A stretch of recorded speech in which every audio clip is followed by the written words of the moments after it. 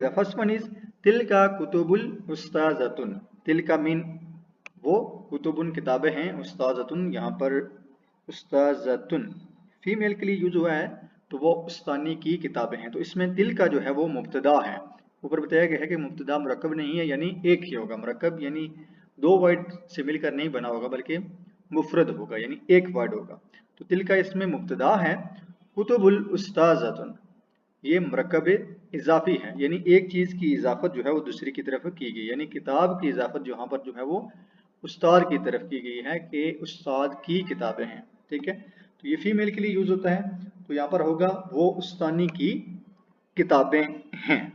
Okay, the next one is तिलका अक़लामुल उस्ताजुन। वो उस्ताद की कलमें हैं, वो उस्ताद के पेन हैं। इसमें कलम की जो निस्बत है, इजाफत है, वो उस्ताद की तरफ